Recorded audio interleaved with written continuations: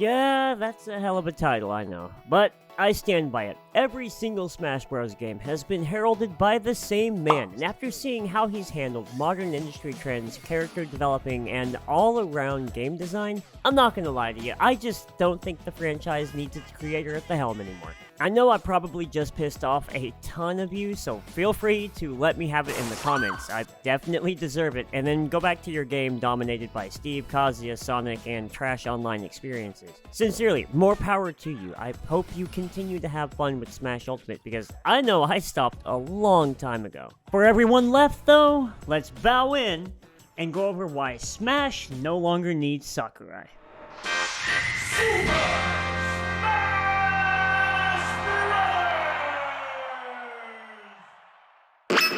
Let me get this out of the way right now. I do not hate this man. He created Kirby, and therefore grandfathered Kerbo.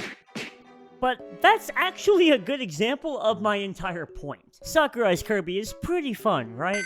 But Kirby, when Terminal Montage has a hold of him, damn near flawless. Just because one person originated the idea doesn't mean another can't take it and run further with it.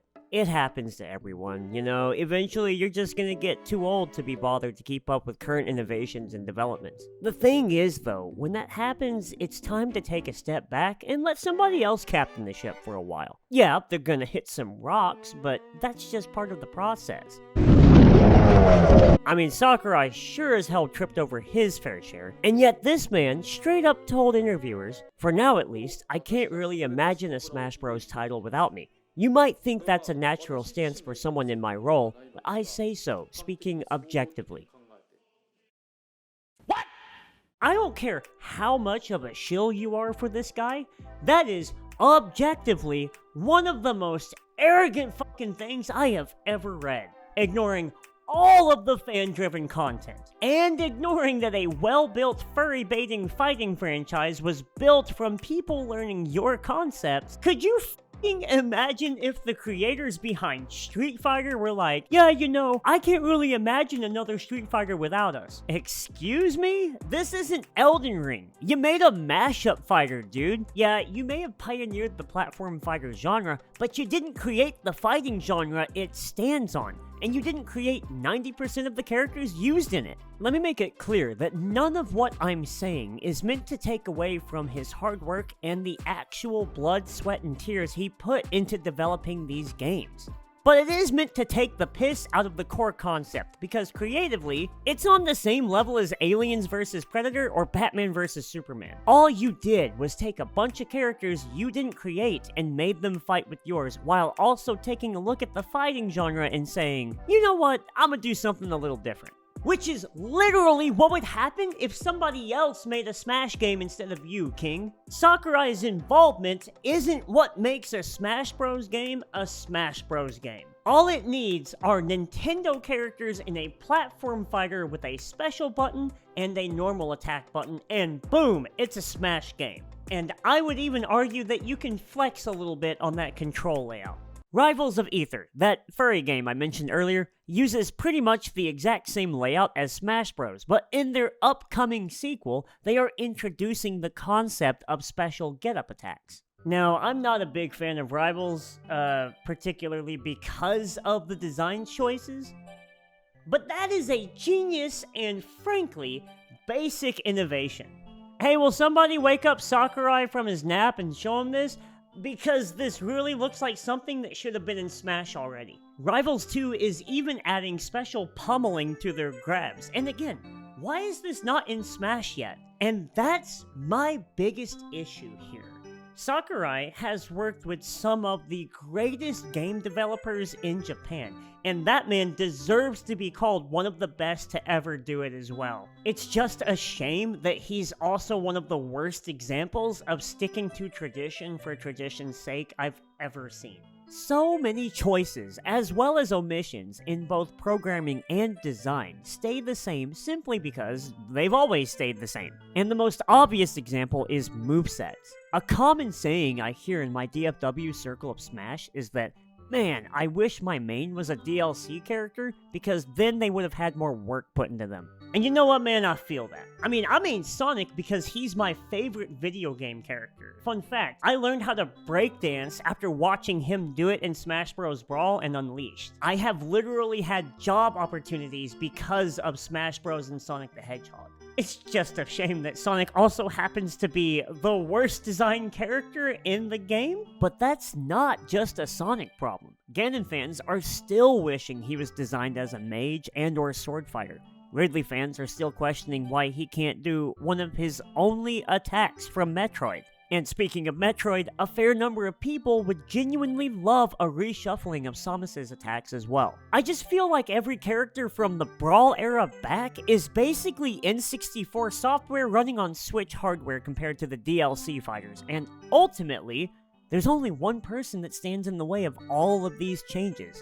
And that's unfortunately Sakurai, the creative director. I see an awful lot of people saying that Sakurai doesn't make all of the important decisions, and it's like, what the fuck do you think a creative director does? So politely, I've lived through 5.5 Sakurai-led Smash games, and now I'm ready for someone else's take on these fighters. Actually, I kinda wanna see someone else's take on everything a Smash Bros. Game could be. So can we address the whole accessibility to all ages thing now, because it's really not anymore? Let's put aside the fact that you should never leave a minor unsupervised at a Smash event. Yes, I mentioned it. I would argue that out of every 2D fighter besides the team-based ones, Smash has one of the higher learning curves.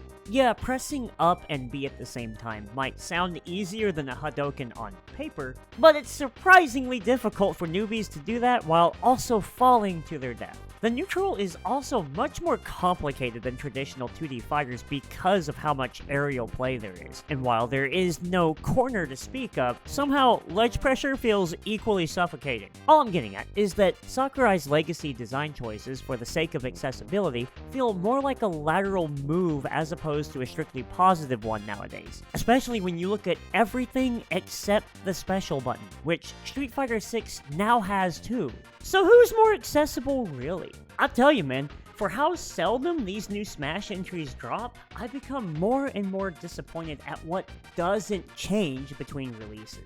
I mean, just look at the absolutely abysmal single-player content in every release after Brawl.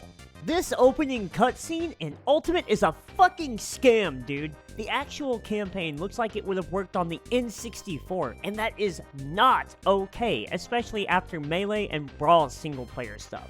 Then you get to the cool bits they did add in some entries, like custom special moves in 4, and they locked it behind random chance minigames, making them near impossible to set up for events. Who was that for, Sakurai? But what about the obvious elephant in the room with this whole video? What if we had a new person in charge, and it still sucked? I think the best way to tackle that question is to actually look at the most modern relevant franchise in a similar situation, Star Wars. A lot of people wanted someone other than George to take the reins on the series, and now many of those same people want him to come back because of what Disney's done to it. Do not get me wrong, I drink quite deeply of the Disney haterade these days. But that doesn't necessarily mean that it was a bad idea to have someone else's interpretation. It just means the wrong people were chosen for the job. We had both of the Clone Wars cartoons start under George's ownership, and those were a fantastic breath of fresh air compared to the prequels at the time. Is there a chance that somebody besides Sakurai would completely ruin the franchise? Absolutely. But that doesn't mean the risk wouldn't be worth it.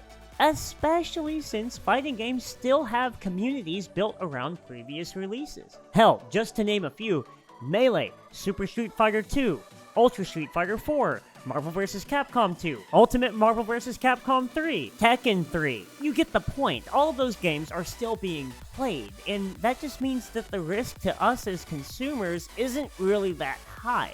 I mean, just look at Street Fighter 6 and how good it is thanks to the new director. I think it just reminds me of Miyazaki and Elden Ring. The director has gone on record in saying that Elden Ring is very close to his ideal game, and that he just likes to make the kind of games that he wants to play and that he wants to see in the world.